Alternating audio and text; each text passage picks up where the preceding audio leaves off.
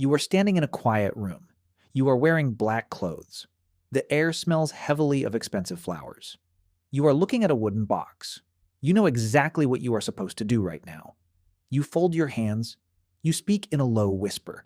You follow the unspoken rules of this solemn gathering. But the real answer to why you are doing it is far stranger. You think funerals are a modern invention. You assume ancient people just left bodies behind. You picture them as primitive survivalists who abandoned the dead to the wilderness and kept walking. But your ancestors were obsessed with the dead. They did not ignore mortality. They carried it with them. They sculpted their entire existence around it. Why did they care so much? To understand this, you have to look into the deep past. You have to travel back hundreds of thousands of years to a time when the world was cold and unforgiving. Survival was everything. Finding enough food took up every waking moment. Wasting energy meant certain death. Taking the time and physical effort to dig a hole makes no logical sense in a survival environment. It is a massive expenditure of calories. It offers no physical reward. It does not put meat on the fire. Yet, early humans did it anyway. They stopped surviving just long enough to mourn. Look at the rest of the animal kingdom. Animals understand loss. Elephants will linger over the bones of their fallen herd members. They will gently touch the skulls with their trunks.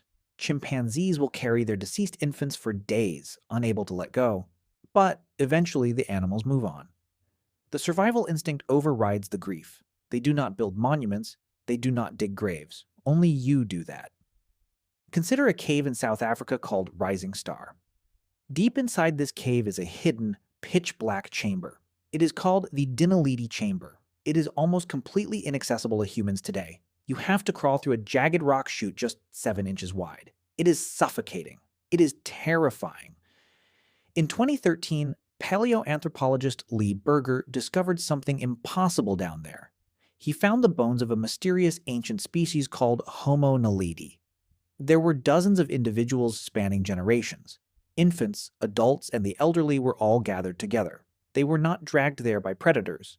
They did not fall by accident. They were placed there intentionally. Homo naledi had a brain the size of an orange. They were not modern humans. They were something else entirely, walking the earth long before we dominated it. Yet they navigated complete darkness to dispose of their dead. They risked their own lives to hide the bodies deep within the earth. Why go through all that extraordinary trouble? The dark is frightening, but the underground is safe from scavengers. They wanted to protect the ones they had lost. They felt a profound connection that physical death could not sever. You do the exact same thing today. You buy heavy metal caskets to protect the body from the earth. You build thick concrete vaults. Your brain doesn't know the difference between a dark South African cave and a manicured modern cemetery. You just want them to be safe from the elements. But simply hiding the dead is only the beginning. As human brains grew, so did human imagination. You started to wonder what happens next. You started to leave things behind for the journey. Travel to a site in Spain called Cima de los Huesos, the Pit of Bones. It is a deep, vertical shaft inside a limestone mountain. It is filled with the remains of an early human relative from over 400,000 years ago. Among the thousands of shattered bones, archaeologists found something incredibly strange. They found a single, beautifully carved hand axe. It was made of rare red and yellow quartzite stone. It had never been used to cut meat or wood. It was entirely pristine. It was named Excalibur. Why throw a perfectly good tool into a pit of bodies? A tool like that was the difference between life and death. Giving it away was a massive, illogical sacrifice. It was an offering. It was the first physical sign of a belief in something more. They thought the dead might need it in the dark. This behavior only grew more complex and emotional as time marched on. Fast forward to the Neanderthals. You probably picture Neanderthals as brutal, unthinking cavemen. You imagine them grunting and living lives devoid of complex thought. But the real Neanderthals were deeply emotional creatures. They felt crushing grief. They felt profound love. In the Zagros Mountains of Iraq, there is a sprawling cavern called Shanidar Cave. In the mid-20th century, a paleoanthropologist named Ralph Solecki excavated the dusty floor of this site. He found several Neanderthal graves, but he found something else too.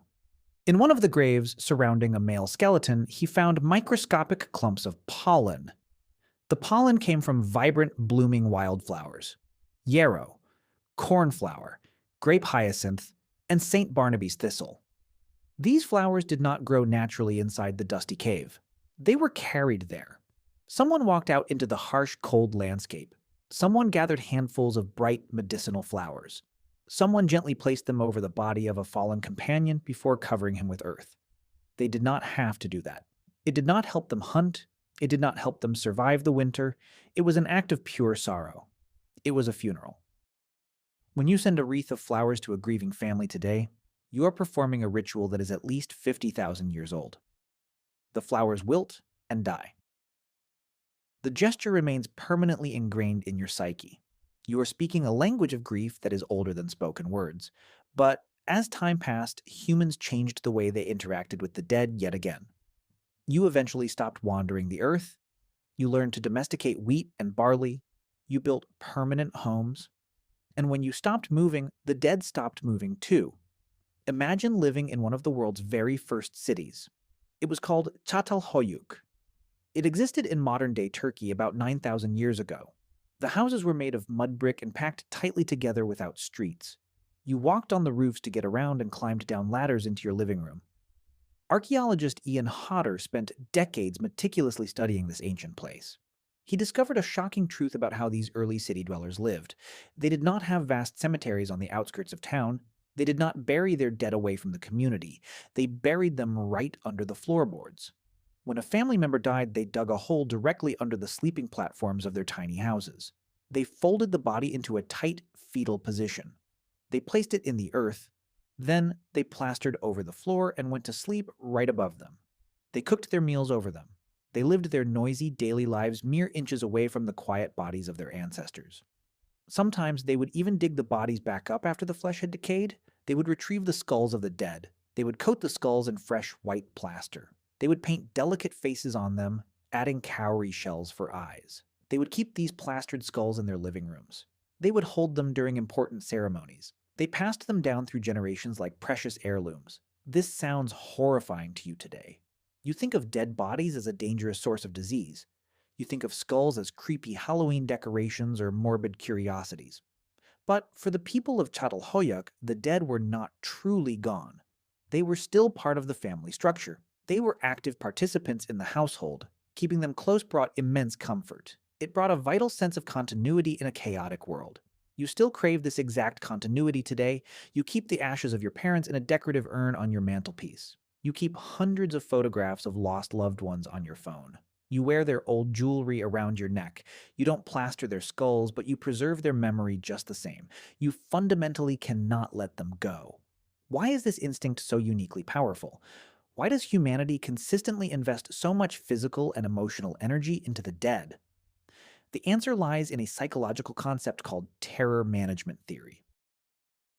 A social psychologist named Jeff Greenberg helped develop this groundbreaking idea. The theory states that humans are entirely unique in the animal kingdom for one specific devastating reason. You are self-aware. You know that you are going to die. A dog does not know it has an expiration date. A deer does not worry about its legacy after the winter, but you do. This knowledge is absolutely terrifying. It is a paralyzing weight on your consciousness. If you thought about your inevitable demise all the time, you would go completely crazy. You would never get out of bed. You would never build anything. So your highly evolved brain created a brilliant defense mechanism. You created culture. You created art, structured religion, and lasting monuments. You created elaborate, beautiful rituals for the dead to convince yourself that death is not the absolute end of the story. By honoring the dead, you manage the terror of your own mortality. You convince yourself that you will be remembered too. You build massive stone pyramids in the desert. You carve names into heavy granite headstones. You write sad songs and epic books. Every great, lasting achievement in human history is secretly driven by the primal fear of being forgotten. The ancient rituals of your ancestors were the very first steps in managing this terror. Burying bodies deep in caves, offering pristine hand axes, leaving brightly colored flowers. These were all desperate ways to control the uncontrollable. They were trying to tame the concept of death. But something massive shifted in the modern world. You changed the rules entirely. For the vast majority of human history, death was a common, visible household event. People died in their own beds. Families washed the bodies themselves. They dressed them in their best clothes. They sat in the parlor with them for days. Death was intimate. It was a normal, undeniable part of the fabric of daily life. Then, the 20th century arrived with its clean hospitals and advanced medicine. Hospitals became the default, institutionalized place to die. Mortuaries and funeral homes took over the messy care of the dead. Professionals stepped in to shield you from the reality. They started embalming bodies with harsh chemicals to make the dead look deceptively alive. They put pink makeup on their cold cheeks. They placed them in perfectly sealed, satin-lined caskets. You violently pushed death out of your living room. You hid it behind heavy closed doors. You sterilized the entire process. Today, you rarely see actual death. It happens quietly behind drawn curtains in sterile, white rooms.